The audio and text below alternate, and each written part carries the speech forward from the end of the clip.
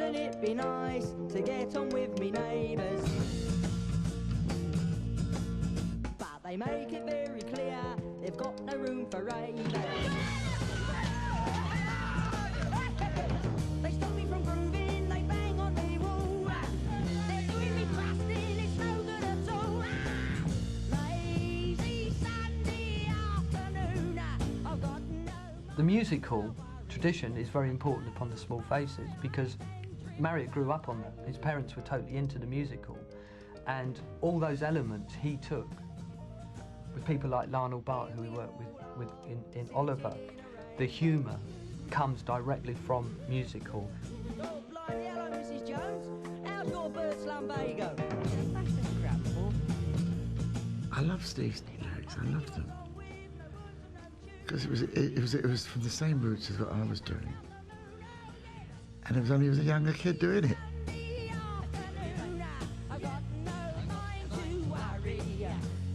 When Steve came in with this song, it was finished. And I think it was much slower. It was much slower, but I can't picture how it would be now, but it would be a different feel anyway. And I looked at Ronnie and went, what a lot of we started playing it like that. Rooty-tooty-dido. And it was a hit, and it killed us, because then we were a joke band. You know, we were trying to be heavier, and now we were a joke band. Rock became intellectualised after Sgt. Pepper and became the sort of domain of the intellectuals and the middle class press. And I think they were overlooked from that point of view. For Ronnie Lane, you laughed at life. You didn't let it get to you, and Steve Marriott was the same. And that kind of sensibility really informed a lot of the Small Faces music, but made people believe, oh, they can't be serious, you know, this is Max Wall with pop songs. Their music isn't intellectual, you know, it's not because it's without intelligence, but it's not formed from intellect, you know, first off, it's instinct, you know. Whether they were soul boys or soul boys on acid, they still did everything very authentically as themselves. Whatever style they were in, whatever bag they were in, they never lost sight of being East End Herberts. When you're out together and feeling out of tune, you sing this special song with me, don't worry about the moon, looks under itself. Nice. Give me a happy days, Joy Town, famous smile. Oh, clap. Kenny Jones, Ian McLagan and Ronnie Lane tolerated Marriott. Marriott was a fireball, he couldn't stop talking, he was constantly up to something. He was somebody that I don't think you could particularly relax with. He would tire you out. You know, I did 5 years with that band. When you go to bed, you sort of go, you'd be worn out, you know. He was lovely, but he was very hard to take. Well, now we've got the hang of it, there's nothing we can't do with it.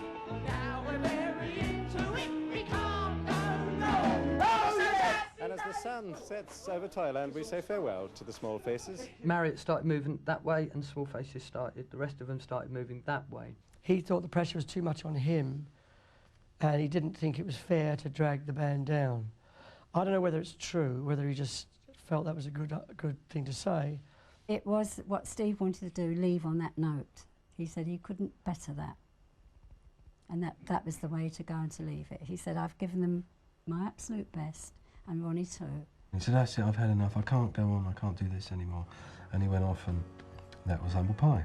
It's like you lose your best friend, your brother, you know, your band member. It's not just that, but it's like ×4 because the whole band then had to break up, didn't it? We had a magic mix of 4 people, you know. It was very sad, you know. To you I'm just a toy, but I'm the boy who tells you when you should play. Yes, you hurt me, desert me. I'd be in the car driving along, I'd put the radio on, and he's suddenly singing a song as if he's there with me in the car. People say that you're lucky, but I know I am, but it's very difficult too. It's very hard, because he's not here, is he? A great talent.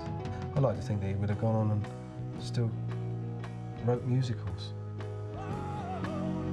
Come back to me, darling, you'll see.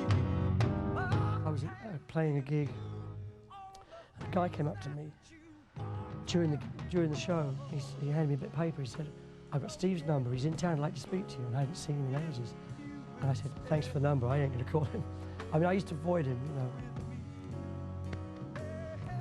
I'd still avoid him because he was too much, you know.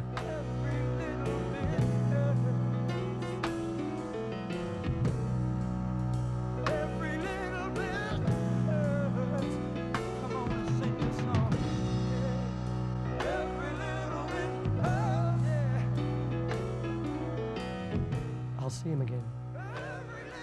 We'll reform the band and kick him out of it.